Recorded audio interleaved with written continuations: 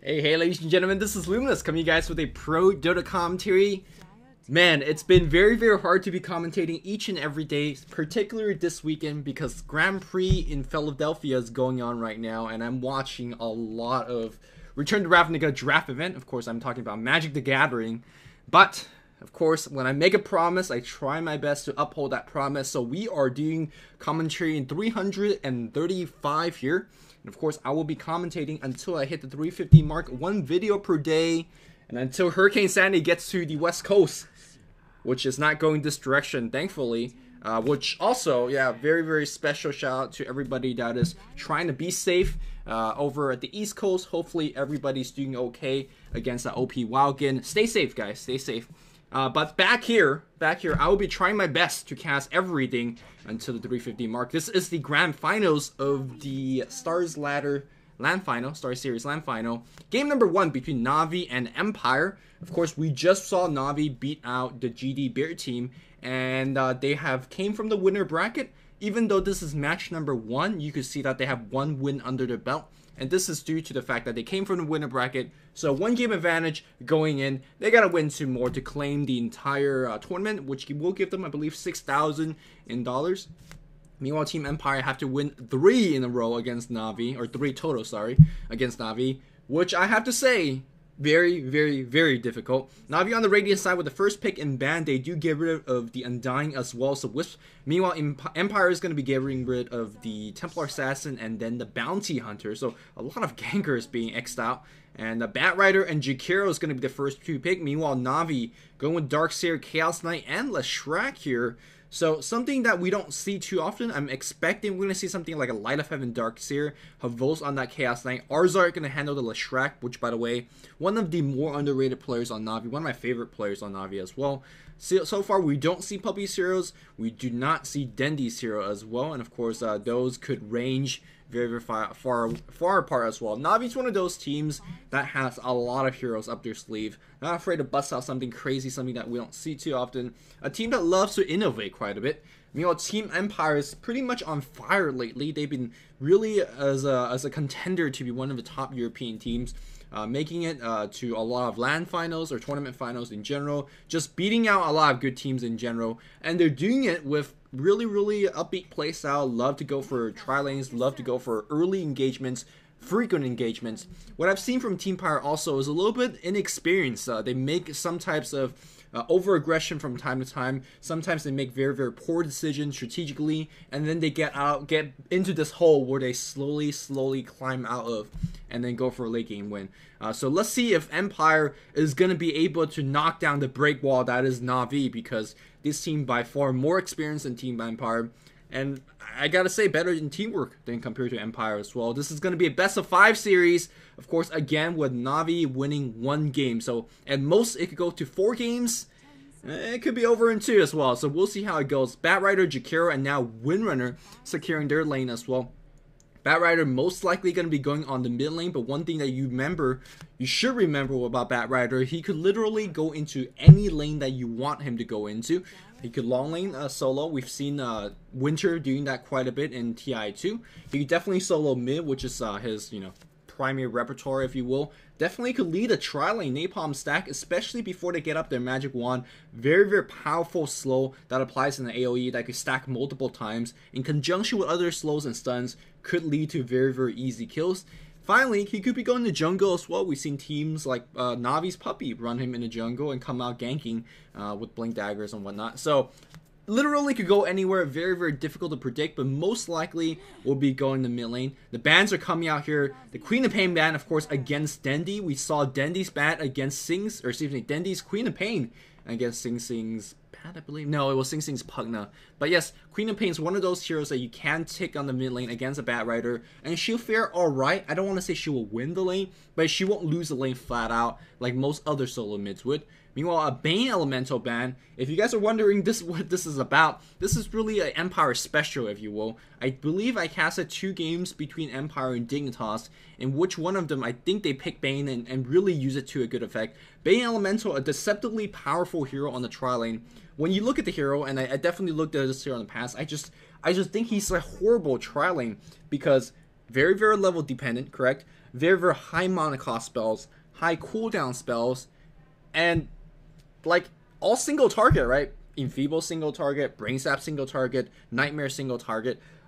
How do you actually put this hero on the trial lane and expect him to do well like Team Empire has been doing well? If you guys have not seen my Learning with Lumi, which is part of the Ditto Show, I actually did look into the Empire trial lane and specifically dissected this Bane Elemental. But to make the long story short, in a lot of 3v3 team clashes in that trial lane, people are gonna die, right? It doesn't matter how tanky you are, especially if you're squishy hero like Bane Elemental, you're gonna die. But what it really matters is who dies first.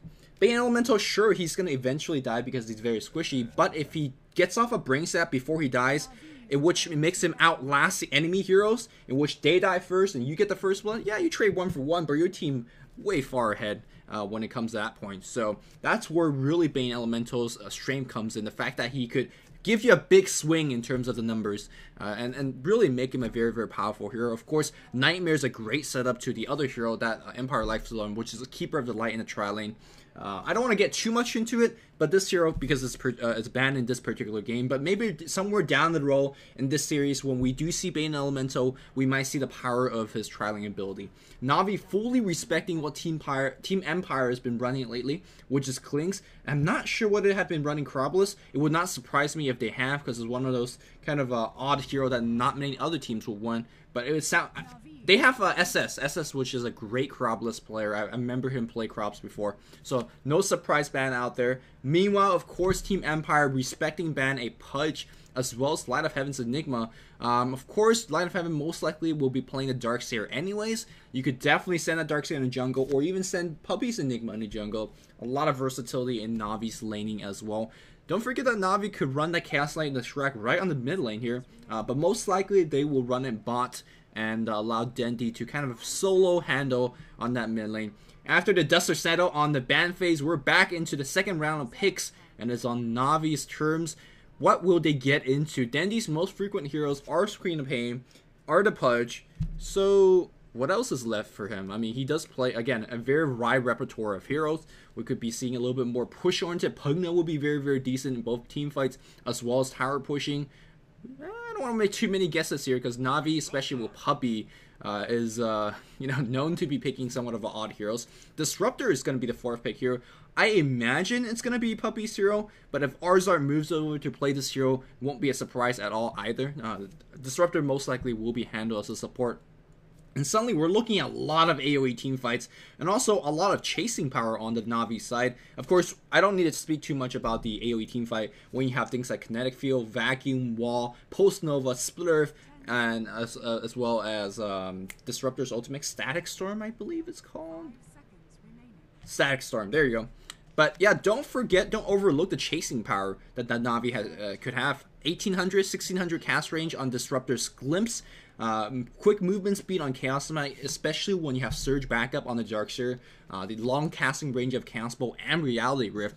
So if you are losing a team fight, which you definitely can be against all this AoE, and you try to save your 1 or 2 heroes and try to escape, you're going to have a very, very difficult time doing so against a Navi squad. Meanwhile, Team Empire seems like they want to focus a little bit more on the early game. Jakiro and Chen both being picked up. Ooh, a Lycanthrope being picked up here. So I think what we're going to see is a Leshrac solo mid, or perhaps even a Disruptor solo mid. I highly doubt it's going to be Disruptor solo mid, because most teams, in fact all teams, have always seen him play. It's purely on support. I've never seen him go on a solo mid role. He doesn't dominate the lane with the spells. Thunderstrike is okay, but it's not one of those insanely powerful spells against the Batrider. So most likely what we're going to see is like in the jungle, Leshrac in the mid, and we'll have some sort of Disruptor Chaos Knight dual lane. It's going to be somewhat odd. I don't particularly see a single hero on the Navi squad that could handle a 1v1 bat lane. So maybe they're going to throw Chaos Knight and Leshrac at the bat and see how that goes. Yeah, this is quite an awkward pickup. I thought they were okay with the jungler and they would not pick in the Lycan, but hey, Puppy says, you know what, Lycan has worked out fine for us, especially in that previous game against the GDB team, if you guys watched that.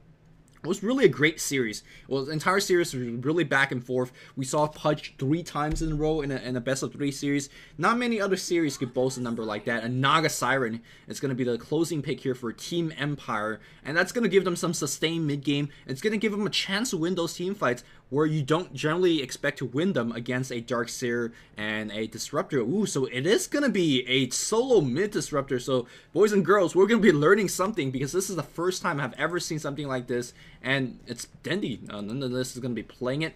Magic Stick immediately being picked up here. You know that he's going to be expecting Bat in a solo mid. If Bat doesn't show in mid lane here and you have the Magic Stick, hey, it's not the worst item to start with, but really it's so important, especially right in level 1, to have that Magic Stick, as the offense really will start.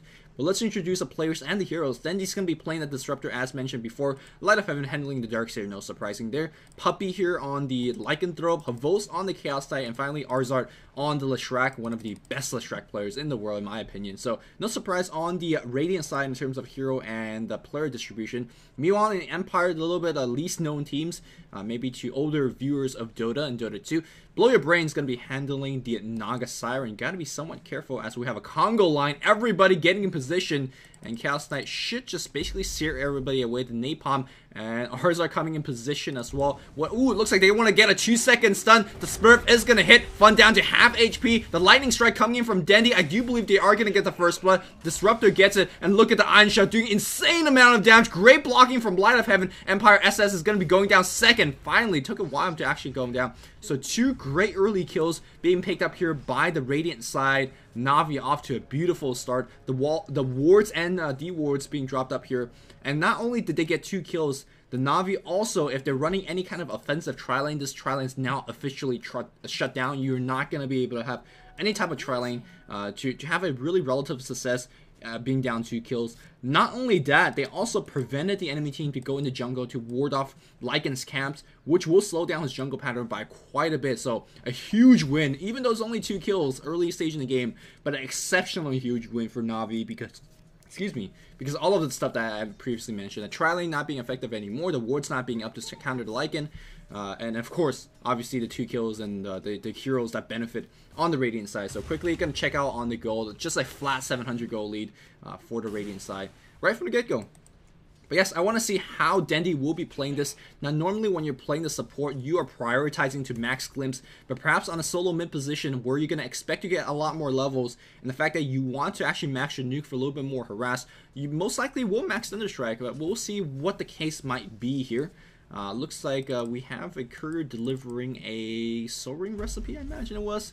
And it's going to be a Bat solo top instead of the mid lane here. Light of Heaven should be okay, but the stacks are coming up. He's level 2, but he's actually very tentative in terms of walking into Iron Shell. And it looks like he wants to make a go. Does he have Surge? There's a Surge out here, and that's why Bat Rider not really too particularly afraid. But 5 stacks still, and he wants to chase a little bit more. A lot of physical damage being done. Leshrac has dropped down on the bot lane. The Firefly should be running out very, very soon. Just physical pot shot coming here. It's going to force out South, and a couple of Tango usage on the Darkseer, but he is going to be going back in lane. Meanwhile, Leshrac has died, so I talked about the tri-lane not going to be being too effective, but despite of that, I mean, it's still a tri-lane versus a dueling situation, because you got to keep in mind that Lycan, he really can't contribute at all until he hits at least level 6, maybe even level 7 or 8. So even though the tri-lane on the opposing end has lost 2 kills early on, because they're still a tri-lane, they're able to pick off a couple kills. And of course, Glowback, which I have not introduced the Dire player too much, is playing the Chen. He's really making this tri-lane on the Dire team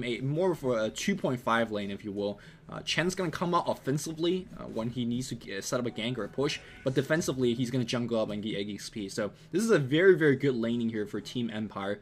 SS is going to be handling the Jakiro here on the bot lane. Of course, Blow Your Brain, I already talked about that. It's going to be handling the Naga Siren. On the mid, Scando is going to be playing Windrunner. One of the more underrated, more of the obscure Windrunner player out there. His Shackle shots are what we call Hackle shots. Just very, very insane plays. If you look at the mid lane here, nice pull here by Puppy using the Quelling Blade to blow up some of these trees and make this tier 1 pull, tier 1 camp pull a little bit easier for him to pick up.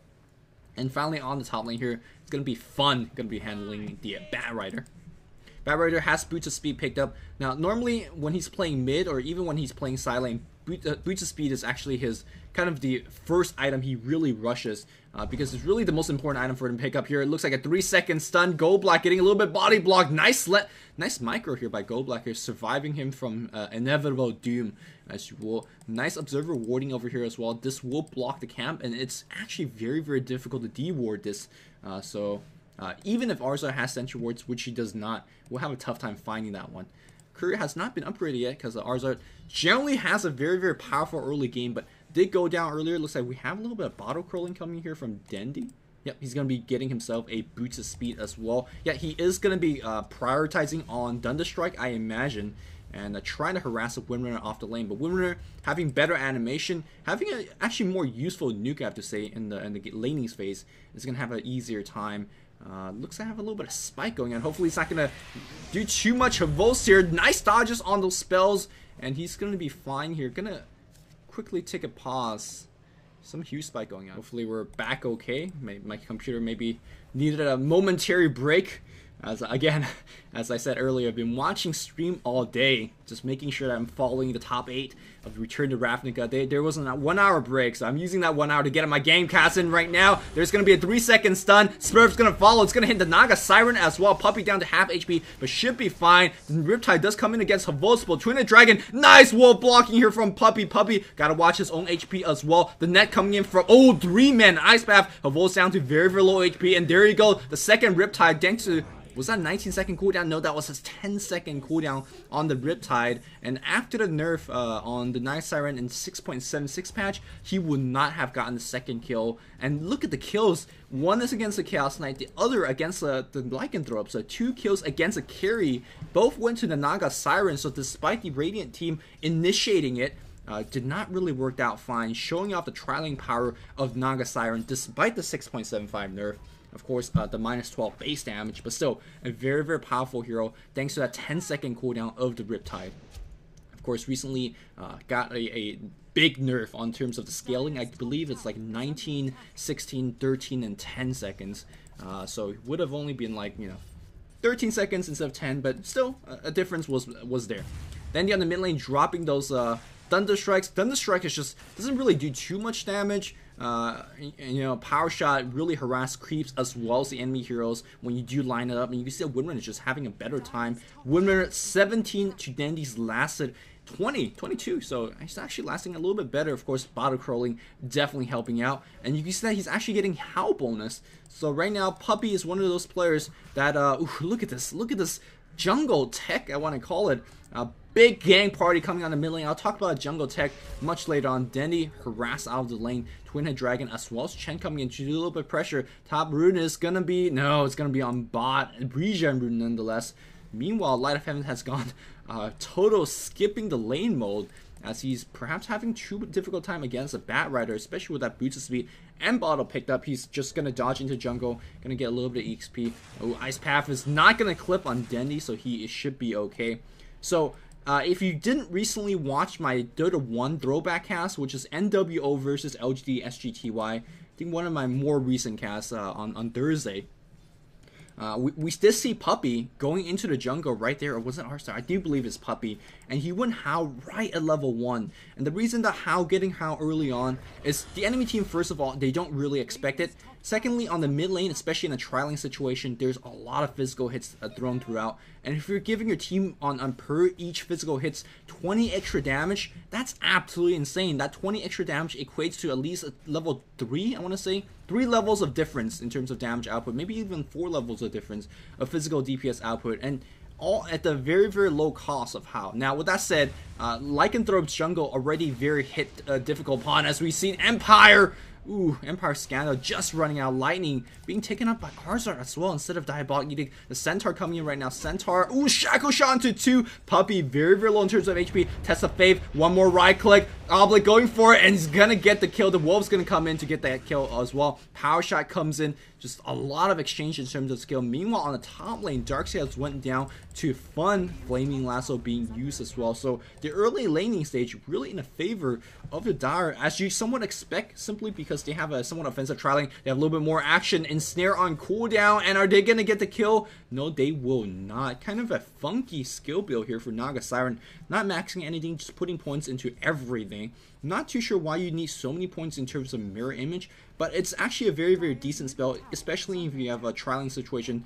If you have good micro, you could pop those mirror images, send it on the support, and of course your heroes chasing against the enemy carrier and whatnot. When you Riptide, you hit a lot, and the supports with the minus armor from the Riptide, those mirror image actually do an insane amount of damage. So it's a decent spell, but I'm not sure why you need level 2 of it. I think a single level would be enough. It doesn't scale particularly too well either, so it's just a kind of an awkward thing. Hey, but you know, that's what he's going for, and he's doing quite well in the lane, forcing Chaos Knight to TP out. Speaking of that Chaos Knight, where is he right now? Trying to set up gang on the top lane. That's where he's at. Reality Rift, Chaos Bolt. There's a 2-second stun. There's a surge as well. Where's the vacuum? No vacuum. There's a vacuum here, and Empire Front will be going down.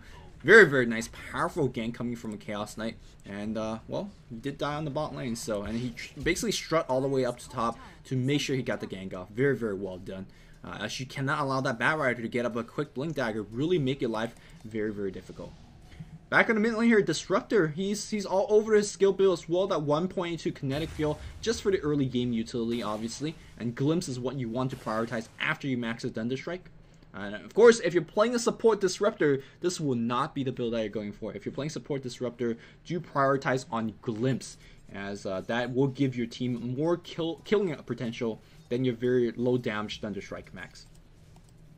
Arzart going to be going for something non-standard as well. The reason that he's going for the Lightning Storm build instead of the Diabolic Edict build is for a couple of reasons. First of all, they're a little bit more defensive early on. Diabolic Edict is very, very good when you're pushing, when you're running right next to the enemy hero and getting kills. But after that 2-0 kind of gimp that they did against Team Empire, as we have a very, very deep dive.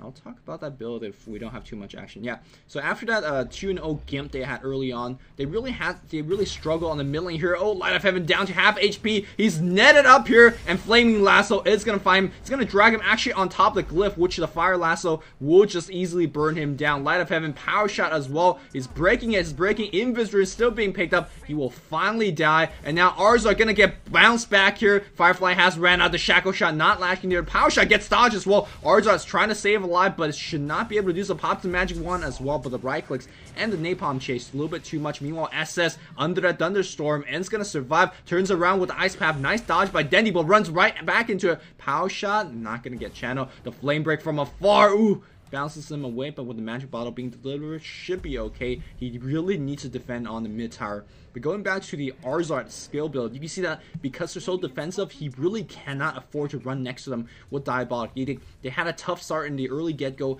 Maybe if they had a little bit more powerful start, the Diabolic Edict would be a little bit better skill to take offensively.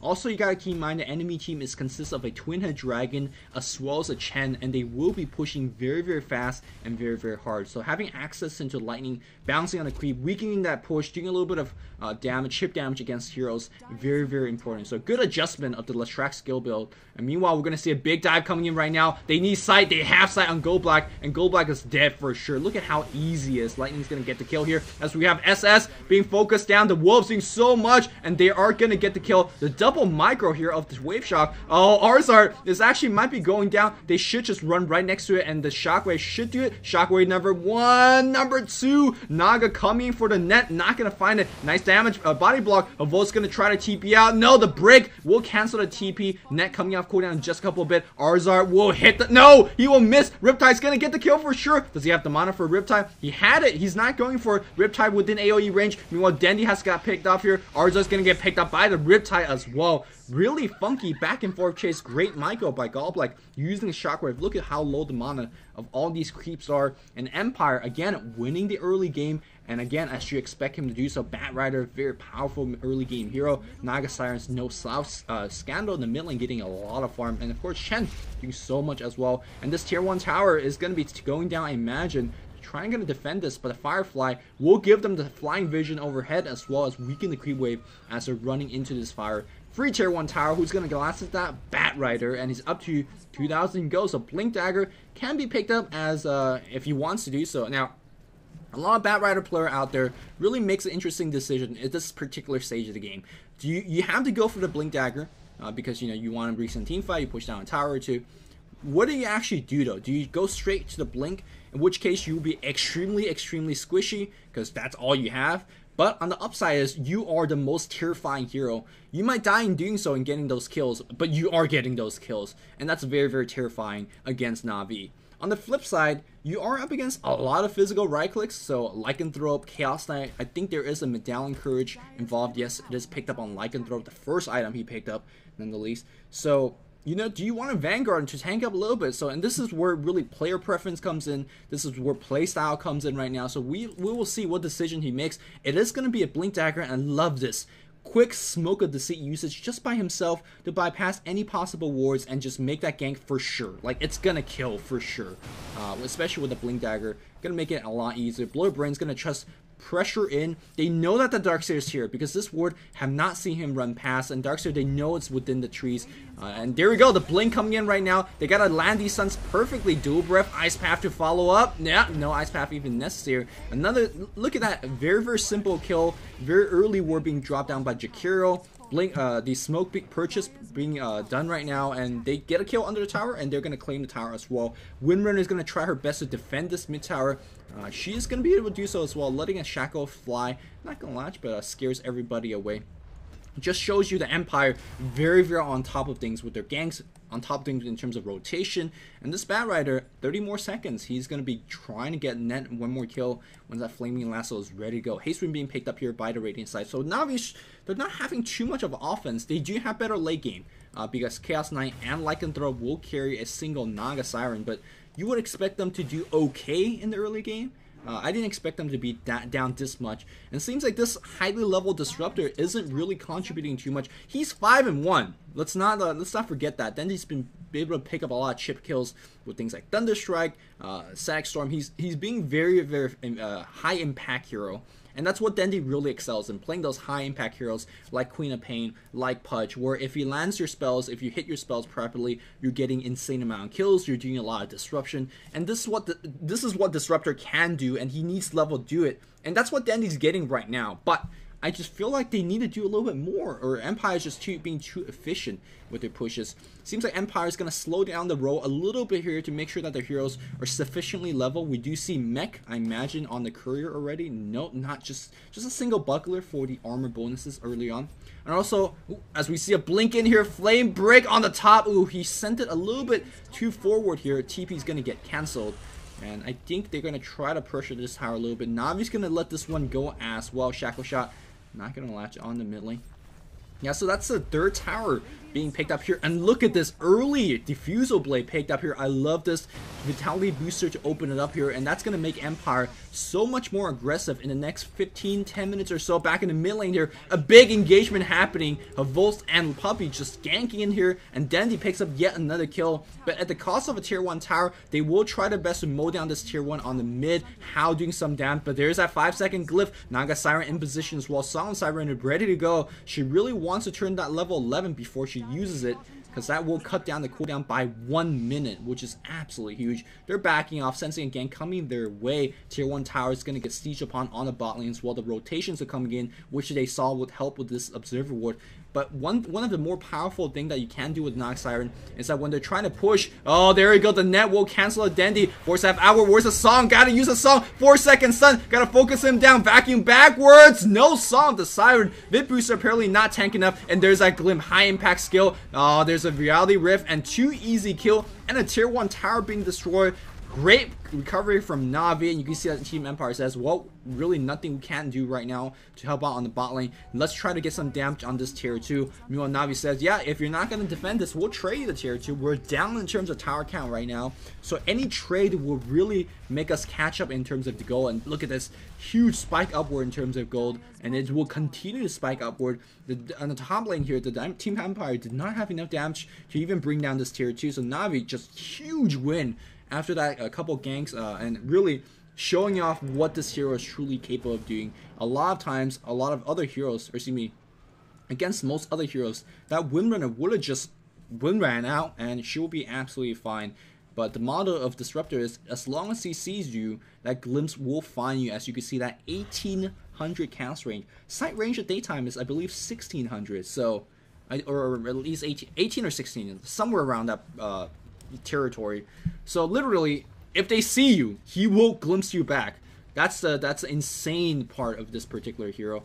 And level 2 Disruptor Ultimate is going to be okay. I mean, it really doesn't matter too much between level 1 and level 2. The damage is going to get upgraded, which is decent. But the duration stays the same, and more importantly, the silence is very key. But the level 2 Static Storm will allow you to chip away the HP of those tankier heroes, and perhaps even kill a Chen or a roaming Twin Head Dragon, or even that Bat Rider, as again he's quite squishy. I think he should pick up a Vid Booster right now just for the pure tank, or maybe a Plate Mail, as again armor is going to be a issue. They do see Dendy right here, very much so a free kill with the Blink Dagger initiation, but they do see Light of Heaven coming to reinforce as well. Don't really want to dive. Look at these offensive wards, Bat Invisible. I mean, these wards are right in front of their tower, such that if anybody's ever out of possession, that Bat Rider will find you. There you go. Arzar is going to get found. He's going to drag him across the ledge, just really far away from home.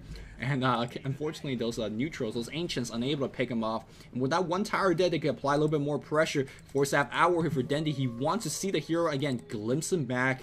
Unfortunately, unable to catch him off. So a whole bunch of pressure being applied. Puppey, look at these illusions burning away their mana, doing insane plus damage. Earlier, I was trying to talk about the item build on Naga Siren. Vivid Booster opening here to make her a little bit tankier, as even with the Vivid Booster, she's only got 1200 HP. And then the Purge Blade being picked up. I love Purge Blade as an item, simply because when you have a lot of minus armor to work with, all your illusions suddenly get, what is it, plus 22? Yeah, plus 22 damage just for the agility that you're getting. Also, because you're burning for 20 damage, your heroes, your illusions also do feedback and mana burn damage. So you're looking at your illusions suddenly out of nowhere getting 20 to 30 extra damage, which is insane. Oh, reality ripping right now. They want to kill Goldblack. Goldblack, can he pop his Hand of God? No, he will not be able to do so. SS very low. Nice splitter for Navi. Just have way too much burst damage. Then they will draw one person back. The blink coming in from the Bat Rider. The Windrunner has already died. Bat Rider trying to survive here. Havos very low as well. Bat Rider burning the damage. Oh, blow your brain's gonna go out. Havos is the only soul survivor. No, Havos is gonna go down as well. He's not the soul survivor. This Bat is the soul survivor. He's jumping on the high cliff right now. Look at the champ creep being micro. The Blink Dagger forward here on Fun. Gets a sneak kill, triple kill. He looks a little, he wants a little bit more. Flame Break coming off cooldown, bouncing him back. Oh, the 4 stack is going to be coming very soon. Look at the stack damage. Puppey does not have his ultimate. There's no way he will run out here. Ultra kill being picked up here by Fun. That looked like a very good team fight here, as they did pick off the Chen, especially when he did have his ultimate. That was a huge pick off against the Chen, against a team with the Chen. And they picked off the Twin Head right after that, so they removed a lot of AoE. So it was a beautiful start in terms of the team fight. But Fun, he was just stacking everybody up. He was doing way too much damage with his Firefly and whatnot. So it's a level 16 Bat Rider EXP per level. I want to see this. Look at this. He is miles ahead. And when you're going 9-2 and 2, it really helps, especially when those 2 deaths came early in the game. So, you know, you didn't lose too much farming time, and they're going right in for this Roshan. Right now, these guys are trying to come in, but Firefly really being a very intimidating spell, giving the high ground vision, and of course, Nagasaki. Oh, it looks like they want Dendy. They're dragging back 4 staff, Ice Path. Dendy's gonna get picked off, so that's a free kill that Navi cannot afford to give away, and he is godlike. Got like 21.5 minutes in. Walk gonna get dropped vacuum, but will that be enough? SS, oh, it's not gonna survive even with a Chen heal. But here we go, Naga Siren down to half. He doesn't have song just yet. 8 seconds, 6, 5, it's gonna be close. Oh, is he gonna pop his illusion just buying a little bit more time? 2 second stun, and that's gonna be enough to break him up just as it's cooling down. Shackle Shot's gonna latch on Puppey. Havos doing all sorts of damage. Fun's gotta be careful. He doesn't have that Aegis. He's, oh, reality rip, but still okay. 3 seconds stun, vacuum backwards, and that's gonna be enough. Godlike streak being taken down. Havos earns himself a pocket load to go. And guess what? Roshan is down to 3,000 HP. The creeps are coming in. They should clear those ones very quickly as well. Denty might have died in the beginning of that team fight, but it looks like the teleportation coming in so important. Oh, the ultimate being dropped off. SS gonna get sent back. Huge play here by Dendy, and that's gonna buy them enough time to pick up that Aegis. Who's gonna pick it up? Stelchi's gonna get dropped. Havos picks it up. Wow. Great win here from Navi. It looked horrible for them when Dendy got picked off here. Most team would have just gave up the Roshan, and to be honest, gave up a lot of advantage. Also, you got to keep in mind that the Dire team had a tier 1 tower the whole time when there was multiple die past this tower. When Bat Rider got picked off here, the Dire team also had a very short path of reinforcement, because if they came alive here, all they had to do is TP right back to this tower. But really, they should have TP'd to the tier 2 tower, as you saw what Dendy did to Twin Head when he TP in, just glimpse you all the way back to base, and suddenly your 5v5 team fight turned to a 4v5, and now Chaos Knight is looking at a big Aegis. Also, you gotta keep in mind that Bat did die throughout that, so he gave away huge bounty to Chaos Knight. Chaos Knight is going to be finishing his Blacking Bar very soon, I imagine. Mid-throw hammer on the ground, so about 700 go away. Once this guy has a BKB, there's very, very little things that you can do. Now, with that said, once that Chaos Knight turns up his BKB, you can still net him and use your Song of Siren. His entire team is asleep. Chaos Knight by himself will be tanking your entire team's damage output. The net worth is really catching up for the Navi. Of course, the Dire team with 2 heroes really far ahead. And of course, the recent Roshan, the tower being picked up, that's very helpful for the entire Navi team. The Navi squad is catching up as a team, and that's key. That's very key to point out, especially when I'm trying to point out these supports. The supports are going for Black King Bar. Black King Bar, again, is Navi's answer to just practically everything. All 3 games in a row against the GD Bear team, Navi rushed BKB. It was effective. I don't think Lycan will rush the BKB, though. We saw Puppy when he played Lycan. He loves that Necro Book, which is actually, to be fair, I mean, Lycanthrope, even when his BKB, he's actually quite killable if you have enough lockdown. And the Dire team definitely does, with Ensnare as well as Bat Rider Flaming Lasso. So you can actually right-click down. But in this case here, if Lycan dies, he still has 2 wolves nearby. He will still have those Lycanthrope, Necro Books nearby. You gotta keep in mind, they do provide armor, attack speed aura, I believe, movement speed aura. They provide all sorts of aura. So even when your hero dies, you are still contributing to the team fight. And that's what the Necro Book build gives you.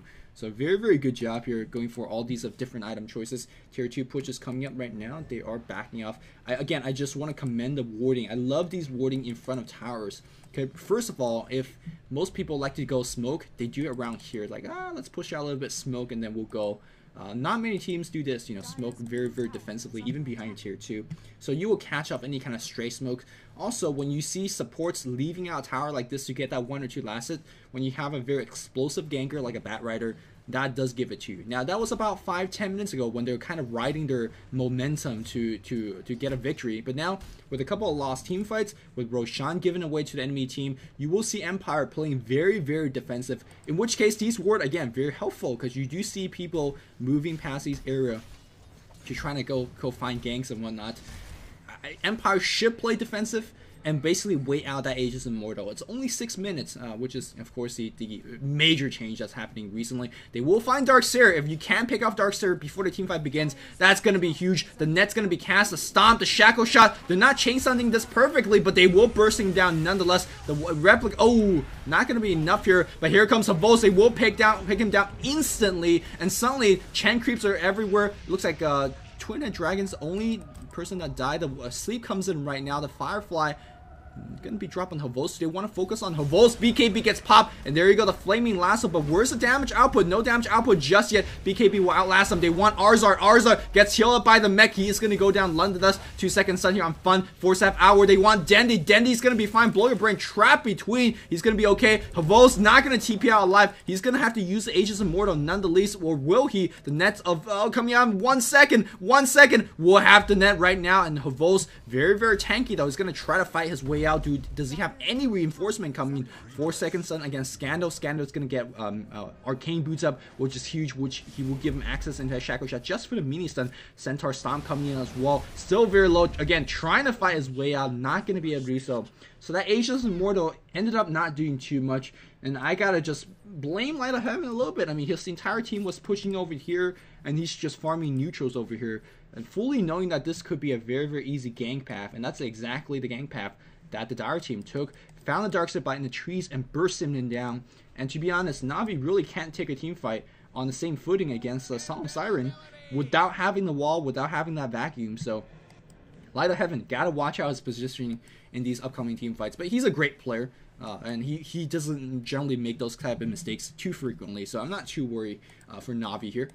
Fun finding himself an Invis rune, and he's just looking for the kills. And again, that's where having wards in front of the tower will be so very helpful. You will see exactly where the enemy teams are, and now he does see that there's a whole bunch of heroes trying to get some map advantage on the top lane. This is a very awkward spot. I mean, if the tier 1's up alive, it would make a little bit of sense, but they're just journeying across flat out, trying to push down on tier 2. A very defensive smoke being popped behind the Lycan, so they're using this Lycanthrope to bait. But, you know, again, they saw this coming.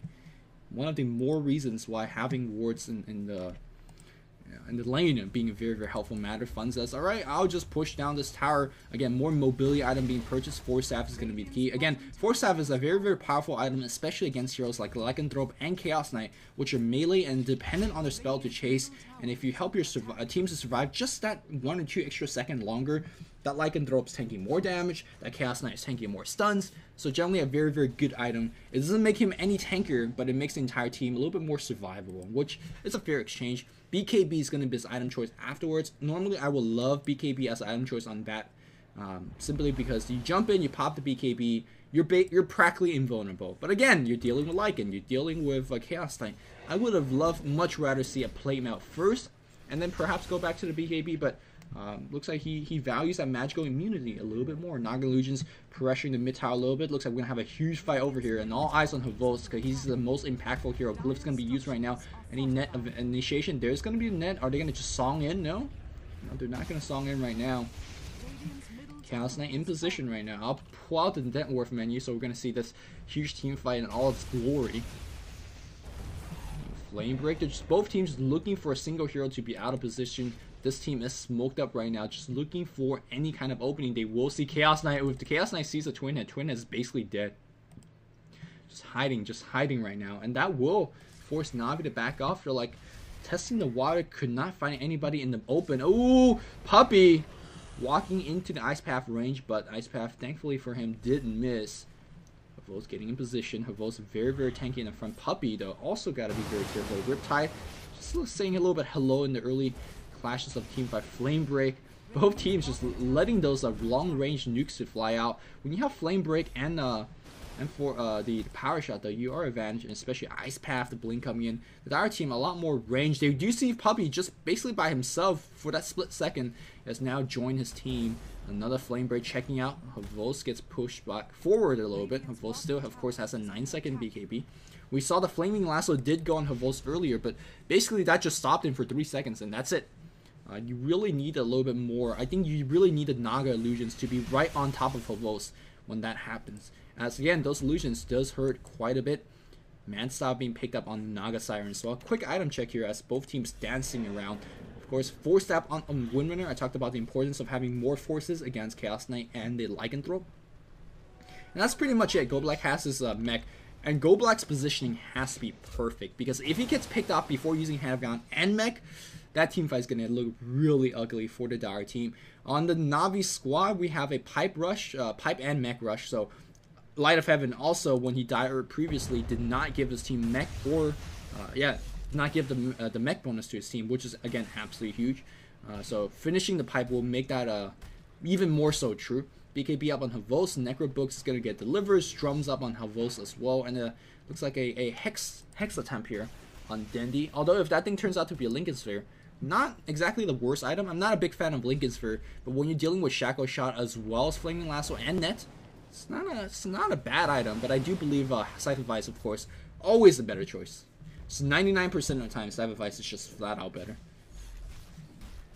Some nice cheeky placer, Iron Shell, and Invisible Wolves. Dendi, or excuse me, Puppey, one of those players that micros the wolves beautifully, but the AoE just blows those wolves apart. This tier 2 siege has been going on for ages. Tier 2 mid tower has went down for the Radiant, and those creep waves are slowly coming in. Empire, of course, they should have the advantage. Very interesting to see that neither team has been warding or dewarding this camp. If you're on Team Empire, you want to make sure that this is dewarded. If you're on Team Navi, you make sure this is warded. Those sites is going to be so very key. And they're not really doing too much damage to this tier 2 tower as well. Both teams just wasting a whole bunch of time. Both team feeling the necessity to defend this. Oh, this chance creep, gotta be careful. Are they trying to initiate? Arzar's gonna get chain stunned down. There's gonna be Net on top and blink in from bat, and they want to focus on Light of Heaven. He is the key, but no damage being done. Shackle Shot does land on Dendi. Dendi very, very low. Is gonna go down. One more right click, trying to force out himself out. He's gonna go down, and now Havos doing work. Oh, focus on Naga. Naga's gonna get paid off. Bat trying to force out himself out. Still barely survive. Any buyback here so far? No buyback. Song of Siren being used right now, and Puppey, but But the turn back here on Havos, 3-second stun. The sleep is still ongoing though. Will he be fine? He's gonna get sent back. He's gotta get sent back. Puppy gets purged up. Puppy's gonna get picked up. Great shackle shot against Light of Heaven. Light of Heaven's gonna try to surge out, and he will not be able to do so. Havos will TP out alive. So a couple of buyback being used. I think one being used on the Naga Siren. They did defend that tower. They did win the team fight. It was a pricey one, but they did win it, and that was the key point here. But Havos was a sole survivor in that team fight. He did get a couple kills as well. So I want to say more or less an even team fight with a slight edge on the Dire. Unfortunately, they couldn't get too much out of anything because that was a defensive team fight. Sure, they defended the tier 2. Mostly when you win a team fight, especially when you're in the Dire squad, you expect to at least take the Roshan or take a tower. So this makes it a little bit much more sense here on Navi's decision to push the top, because they could very easily just push mid, and especially a little bit easier because it's much more difficult to defend mid. There's a little bit lesser kind of hiding spot for the entire team as opposed to being over here. So it could have been a very easy decision for Navi to push down mid, but if you lose the tower on the mid, the Roshan will go down for sure. Empire will still like to try for it right now because Darkseer was still dead, and it seems like Navi will just give it up. Yeah, they're like saying we can't really take this team fight, at least not right now with Naga Siren.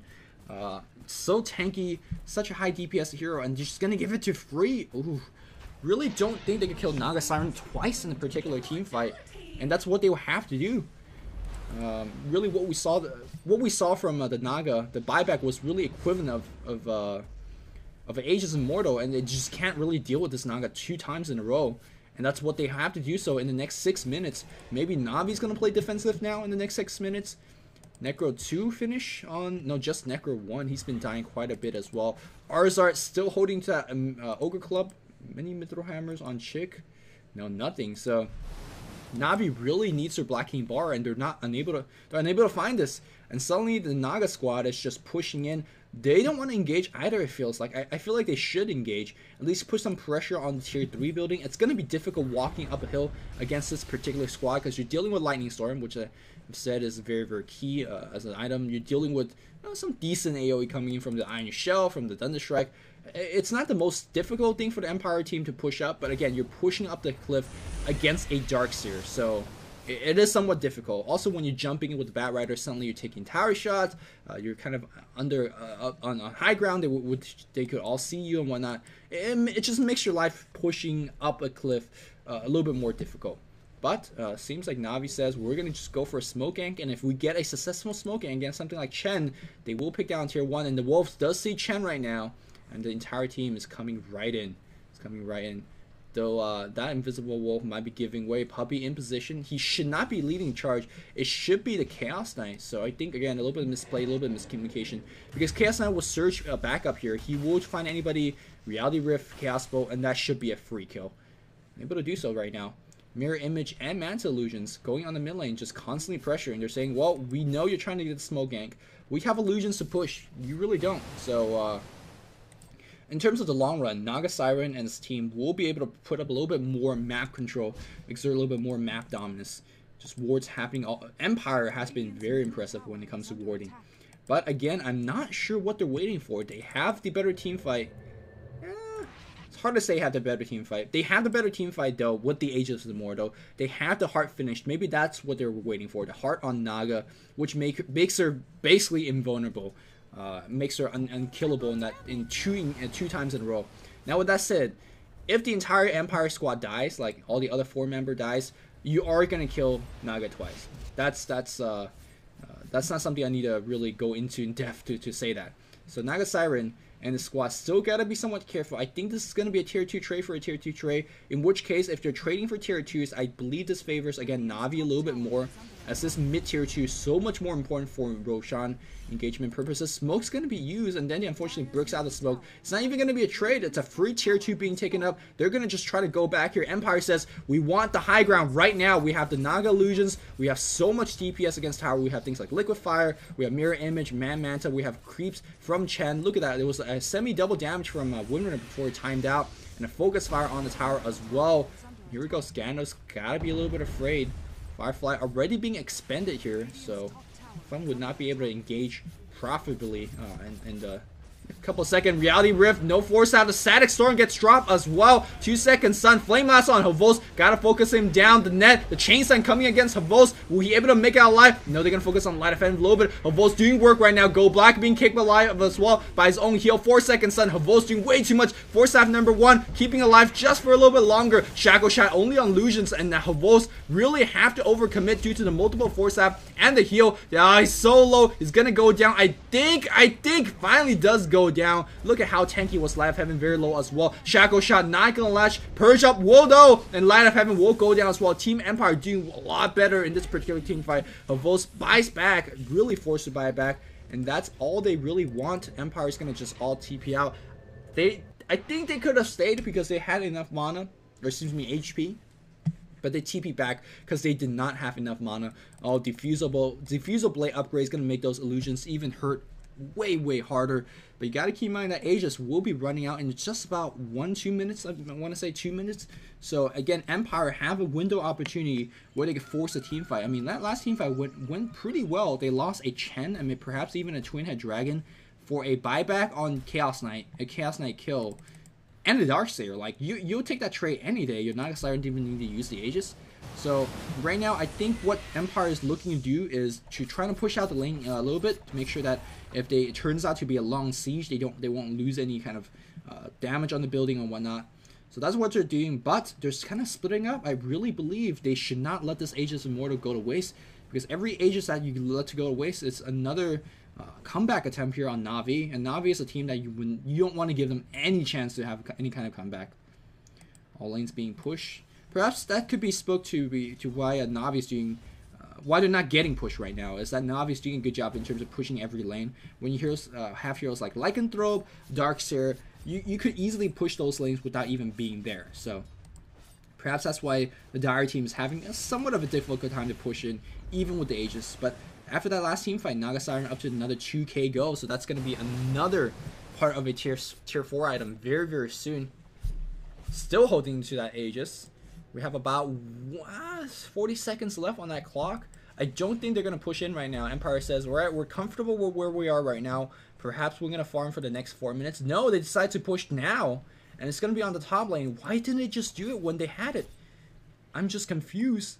And if in this next team fight, if Nagas dies on that very unfortunate timing out of the Aegis, it could be horrible. So we'll see how it plays out.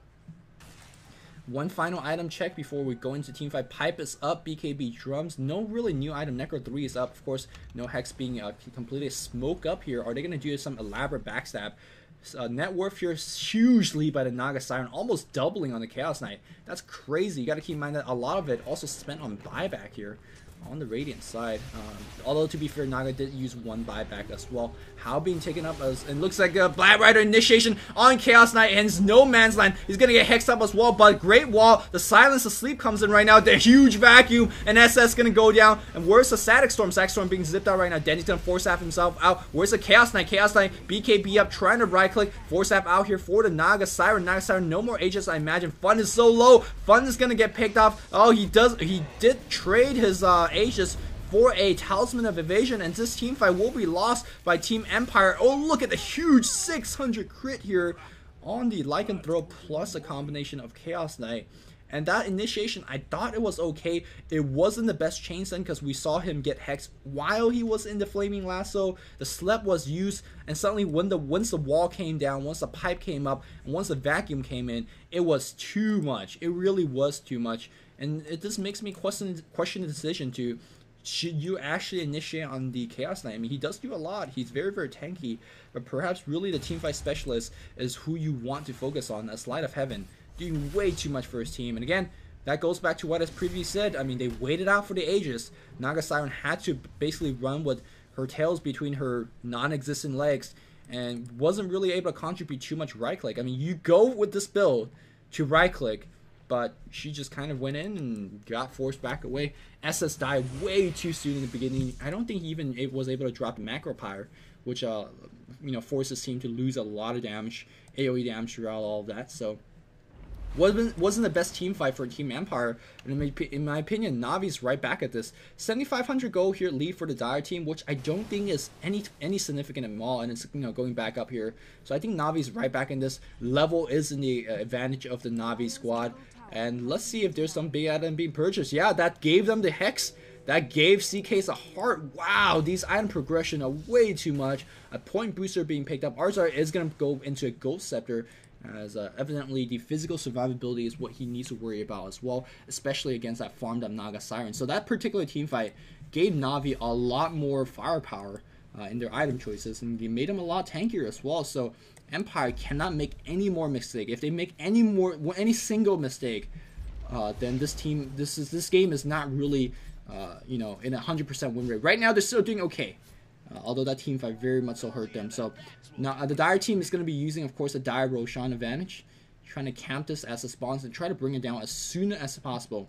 Unfortunately, when you're illusion based hero like Naga Siren, your illusion can't really help you do Roshan, as Roshan does have a aura, if you want to call it. If any illusions attack them, those illusions will be destroyed on attack. Although with that said, if you are illusion based hero, you can use your illusions to tank for you. What you want to do in that case is select your illusions and use M on your keyboard or the move command, and then basically move them to the Roshan. In which case Roshan will just be like, oh, they're hugging me. They're not attacking me. They're just hugging me. And oof. Bat Rider initiating right now. They're going to focus on Havos. This is not the person you want to focus on. I believe this is a huge mistake, because here comes Darkseer. Wall Vacuum is going to be ugly, and suddenly the Static Storm and the Kinetic Field doing all sorts of damage. Chance of that coming right now, and looks like they want to focus on Dendy. Dendy perhaps will go down. No, he's going to force up on the high ground here. Where's Chaos Knight? They didn't actually peel Chaos Knight. Where's the Naga Siren as well? This team fight is just all over the place right now. Arzar is going to get trapped here. They're going to bring back Fun, but not going to be enough. Naga Siren would survive this, so that team fight went alright. They were able to focus down the Chaos Knight, and of course Macro Pyro is down on the ground as well, so a lot of AoE damage being done. So I still question the choice to focus on and to jump in here to focus on a Bat Rider, or excuse me, on Chaos Knight that has a heart and a Black Heat bar. The Chainstone was a lot better right there though, as you probably saw the Chaos Knight die before he was able to cast anything, his BKB included. So things like Focus Fire, Hex using on a perfect timing, and Macro Fire being dropped really helped out killing the Chaos Knight. If you don't kill the Chaos Knight throughout the Flaming Lasso initiation and all the Chainstone afterwards, you are running a lot of threat, because if you drop all your single target lockdown here and you don't kill a hero, you're losing that team fight. I don't care who you are. So Empire did get a successful team fight. They did kill the Chaos Knight one more time, and once again they have the Aegis up on the Naga Siren. The question is, I think at this particular stage game, she is waiting for that butterfly to be finished, and I gotta hope once that butterfly is finished, they just storm down the mid lane and just take that second lane of racks. Of course, the Dire team is ahead right now with that melee racks being destroyed in the previous engagement. Navi is on the back foot, but this team does have some late game scaling. I mean, Lycanthrope, look at him, he's already going for Skull Basher. I imagine the Abyssal Blade is going to be his choice here, as it will be allowing the lockdown even through magical immunity. What is Chaos Knight going for? He's died a couple of times, still just holding her to heart from BKB. I imagine any item that he's going for right now will be very, very helpful. Things like Assault Curious would just be the icing on the cake. He really doesn't need anything beyond this point right now. You could argue that he wants a little bit more armor, so opening up with a plate mat wouldn't be bad either. Yeah, but here we go. A tier 2 siege on the Navi. I do imagine that Empire will probably just give this one up for free, especially Navi has good enough positioning, but maybe they're saying, no, we'll defend this. We'll have good hero placement control.